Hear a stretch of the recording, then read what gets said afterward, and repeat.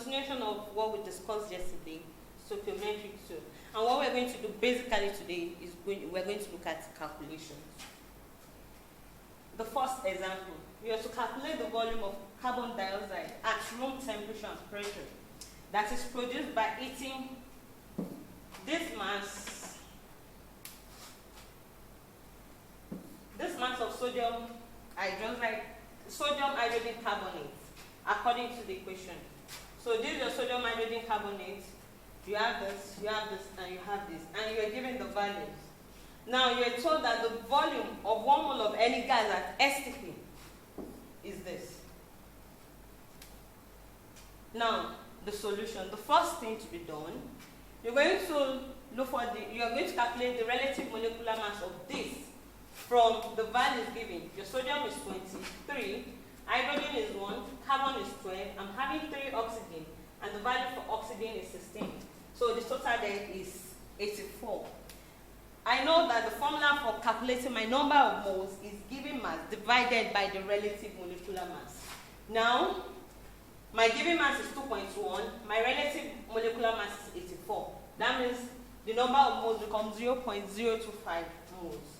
Now, let's look at the equation. I said it earlier in class yesterday that whenever you are dealing with this type of calculation, you should use a balanced chemical equation. So now, this is balanced. So we're going to compare, we're going to look at the number of moles of what we're dealing with. It is actually the composition of this that yielded CO2. Let's look at the number of moles. Now, I have 2 moles of this, yielding just a mole of CO2. Now, if 0.25 moles of this, if 2 moles is using this, now, how many moles will this mole yield? So what are we going to do? You're going to divide 0.25 by 2. Having done that, that means you're going to have 0.0125 moles. Again on this, 2 moles is yielding 1 mole. So therefore, how many moles will 0.025 moles yield for this? So what do? You just cross multiply. So you're going to divide this by 2.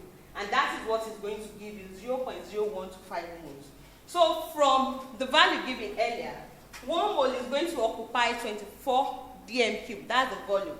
If 1 mole occupies 24 dm cubed, then what will be the volume occupied by what you've got in here? 0.0125. So you just cross multiply, make y the unknown. By the time you calculate, your volume is going to be 0.3 dm cubed. Let's look at another example.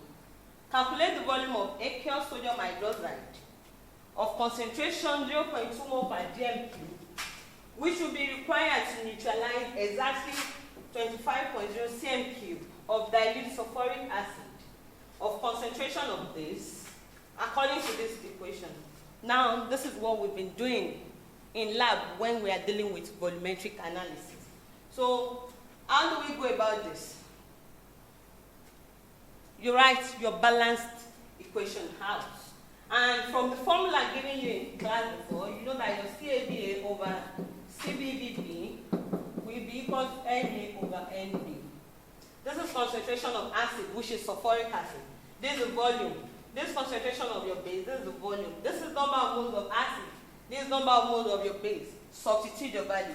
Remember, what are we looking for actually? We are looking for the volume of the sodium hydroxide, which is the base. So, automatically, you make this the subject of the formula.